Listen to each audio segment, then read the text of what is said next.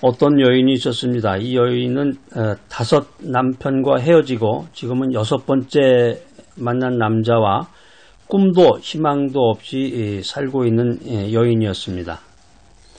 이 여인은 사람과 환경을 통해서 행복을 추구하고 삶의 의미와 가치를 찾았지만 행복은 사람이나 환경을 통해서 얻을 수 없었습니다.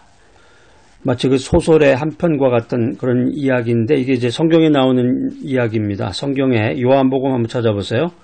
요한복음 4장 13절로 14절. 자, 시작. 예수께서 대답하여 이르시되 이 물을 마시는 자마다 다시 목마르려니와 내가 주는 물을 마시는 자는 영원히 목마르지 아니하리니 내가 주는 물은 그 속에서 영생하도록 솟아나는 샘물이 되리라. 자, 오늘 이 메시지 들으시는 여러분들 시간을 내셔가지고 오늘 요한복음 4장을 한번 전체를 쭉 읽어보시기 바랍니다. 오늘 제 메시지를 듣고 나서 요한복음 4장 이야기를 쭉 들으면서 이 한편의 소설과 같은 이야기인데 이 메시지를 통해서 아주 귀한 교훈을 얻을 수가 있습니다.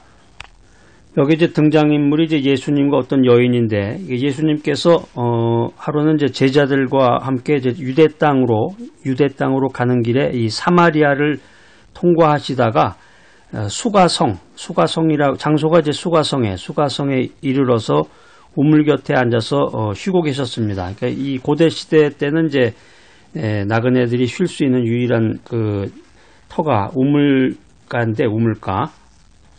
사마리아는 이제 여러분들이 잘 아시는 대로 굉장히 그 유태인들이 터부시하는 저기 사마리아 사람 나타났다 그러면 상종을 안 하는 거죠. 만나지 않으려고 얼굴을 쳐다보지 않으려고 했을 정도로 사마리아에 대한 그런 편견이 있었는데 예수님께서 사마리아로 가셨단 말이에요. 그러니까 예수님께서 제자들과 함께 유대 땅으로 가는 길에 사마리아를 통과하셨다. 이거 자체가 엄청난 일이에요. 엄청난 지금으로 말하면 이제 그 뉴스 같은데 막 그냥 탑기사로 날만한 그런 일인데, 자, 그런데 이제 그 중요한 이야기가 계속 이어집니다. 제자들이 먹을 걸 구하려고 이제 마을로 들어간 사이에 어떤 여인이 물을 기르러 왔어요.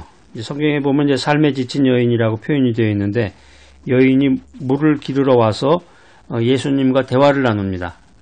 예수님이 사마리아를 통과했다. 이 자체가 벌써 엄청난 뉴스거리가 되는데, 가십이 되는데, 예수님이 또 어떤 여인하고 대화를 나눴다. 자, 그래서 그 반기독교 단체로서 기독교나 교회를 음해하고 나쁜 이야기 하는 사람들 가운데서는 이제 이런 성경상에 있는 이런 구절들을 뽑아가지고, 막달라 마리아가 뭐 예수님의 애를 낳았다. 뭐 그런 소설도 쓰고, 뭐 그런 영화까지도 나오고 그랬는데, 성경 읽어보면 예수님이 참 오해받을 행동을 많이 하셨어요. 그런데 예수님의 생각은 뭐냐면은 하나님의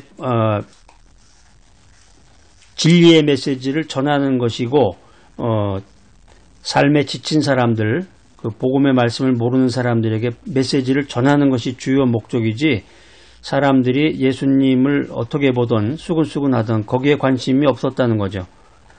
예수님과 제자들이 사마리아를 통과하고 있었는데 제자들이 먹을 걸 구하러 이제 마을로 간 사이에 삶에 지친 여인이 물을 기르러 와가지고 예수님과 만나서 얘기하게 됩니다. 그런데 이 여인이 5번이나 결혼에 실패한 여자예요. 6번째 만난 남자와도 떳떳지 못한 동거 생활을 하고 있었는데 이 여인이 그런 얘기를 예수님에게 한 게 아니라 여인은 그런 얘기를 하지 않았지만 예수님이 이미 다 간파하신 거예요. 물을 기르러 왔던 이 여인이 영원히 목말라 있었는데 예수님을 만나고 나서 일생일대의 변화를 받았다. 그러고 나서 다시는 목마른 인생을 살지 않게 되었다. 이게 이제 오늘 소설과 같은 그 성경 메시지의 내용입니다.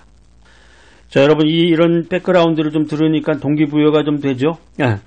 요한복음 4장 한번 빨리 찾아서 한번 끝까지 읽어봐야죠. 어떤 내용이 있는지 궁금하기도 하고, 이런 내용을 통해서 은혜를 받아야 되겠구나. 오늘 등장하는 이 여인이 이제 수가성 우물가의 여인인데 삶의 환경에서 인생의 의미와 가치와 행복을 찾아보려고 했던 이 여인입니다. 그래서 이 여인은 이제 좋은 신랑을 만나서 살면 행복하겠지. 우리 보통 사람들의 생각처럼 그런 생각을 가졌는데 행복을 찾기 위해서 돈이 많은 이제 비즈니스맨하고도 이제 결혼해서 살아보고 정치가하고도 살아보고 모든 것을 좋다는 건 다 해봤지만 결국 돈도 명예도 지위도 권세도 이 여인이 원하는 그 행복을 가져다 주지 못했다. 이 사실을 여인이 이제 깨닫게 되는 것입니다. 학자와 농부와 어부와도 살아보았지만 이 여인은 점점 더 불행해져 갔습니다. 농부는 이른 새벽부터 저녁 늦게까지 종일토록 농사일을 해야 됐고 어부는 기상이변으로 인해서 늘 불안하게 살아야만 했습니다. 그래서 이 여인은 사람과 환경을 통해서 행복을 추구하고 삶의 의미와 가치를 찾았지만 해피니스, 행복이라고 하는 것이 사람이나 환경을 통해서 얻을 수가 없었구나. 이 사실을 알고 깨닫게 됐다는 것입니다. 자, 오늘 이 소설과도 같은 요한복음 4장을 통해서 주님이 이 귀한 메시지를 통해서 우리들에게 들려주시는 그 레슨, 교훈이 뭐냐? 예수님을 마음속에 모시지 않는 인생은 언제나 목마르다라는 것입니다. 목마르구나. 그 목마름은 세상의 그 무엇과도 무엇으로도 채울 수가 없다. 이것을 성경은 우리들에게 권면해주고 있습니다. 세상이 주는 만족, 세상의 우물은 아무리 마셔도 목마른 터진 우물입니다. 예수님만이 영원히 솟아나는 샘물을 줘서 갈증을 완전히 해결해 주신다라고 하는 것이 요한복음 4장의 말씀입니다. 자, 오늘 등장하는 이 수가성 여인은 예수님과의 그 만남과 대화를 통해서 예수님을 메시아로 깨닫게 됩니다. 메시아로 영접하게 됩니다. 그래서 이것을 마음으로 받아들이자마자 이 갈급한 영혼의 생명수가 흘러넘쳐서 변화된 인생을 살게 되었다라고 하는 것입니다. 자, 여러분 이 메시지 들으시고 여러분은 어떠세요? 인생 살아가면서 만족감을 느끼며 살아가십니까? 사실 인생 살아가면서 저는 만족합니다. 이거 사실 거짓말이죠. 저는 인생 살아가면서 부족한 게 없어요. 이 말은 다시 달리 얘기하면 저는 예수님이 필요 없어요. 예수 믿을 필요가 없어요. 이렇게 얘기하는 거죠. 이걸 깨닫지 못했다고 하면은 아직까지 그 영적인 세계에 그 발을 들여놓지 못했기 때문입니다.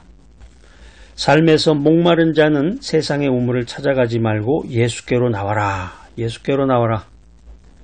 왜냐하면 세상의 우물은 마셔도 목이 마르지만 예수님께서는 영원토록 목마르지 않는 샘물을 우리에게 제공해 주십니다. 자, 그렇기 때문에 우리가 인생 살아가면서 이 인생의 의미, 삶의 의미와 가치와 행복을 밖에서 찾을 것이 아니라 우리 마음속으로 찾아오신 예수님 안에서 찾아야 하는 것입니다.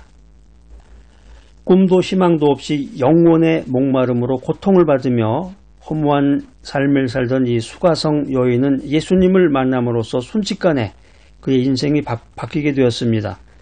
그녀의 영혼 속에 생수가 넘쳐나서 더 이상 목마름이 없게 되었기 때문에 주님 안에서 완전히 변화된 인생을 살게 되었다. 이것이 성경이 우리들에게 전해주는 메시지입니다. 영혼의 목마름을 완전히 해결해주는 영원한 생수는 오직 예수님께로부터 얻을 수가 있습니다. 우리가 인생을 살다 보면 굴 속에 갇혀있는 것처럼 감옥에 갇혀있는 것처럼 답답하게 여겨질 때가 있습니다. 그럴 때 낙심하거나 절망하지 말아야 됩니다. 답답한 일을 당해서 낙심될 때 내 안에 예수님께서 계심을 믿고 그 사실을 믿고 의지해야 됩니다. 언제나 항상 내 인생의 짐을 져주시고 일해주시는 주님을 의지하고 감사드릴 때 우리는 용기와 평안과 힘을 얻을 수가 있는 것입니다. 자, 고린도 후서 4장 7절 말씀 한번 찾아서 읽어보겠습니다. 고린도 후서 4장 7절 말씀, 이 말씀도 굉장히 중요한 말씀이고 암송 구절입니다. 고린도 후서 4장 7절입니다. 우리가 이 보배를 질그릇에 가졌으니 이는 심히 큰 능력은 하나님께 있고 우리에게 있지 아니함을 알게 하려 함이라. 우리 인생이라는 게 영적 전쟁터라고 하는데 우리가 주님을 섬기고 경건하게 살려고 하면은 이 공중의 권세 잡은 사탄 마귀의 박해가 더욱 심해지게 됩니다. 그러나 우리는 박해를 받아도 주님께서 함께 하시며 우리를 위로해 주시기 때문에 주님을 의지하고 넉넉한 승리를 얻을 수가 있는 것입니다. 자, 오늘 여러분들 어떠십니까? 꿈도 희망도 없이 영혼의 목마름으로 고통을 받으며 허무한 인생을 살아가시지는 않습니까? 예수님을 만나고 예수님을 의지함으로 순식간에 인생의 변함을 믿으시기 바랍니다. 자, 오늘 이 귀한 메시지 들으신 여러분들, 예수님만이 우리의 빛이요, 예수님만이 우리의 소망이요, 예수님만이 우리의 생수가 되심을 믿는 귀하고 복된 여러분 모두가 되시기를 간절히 기대합니다.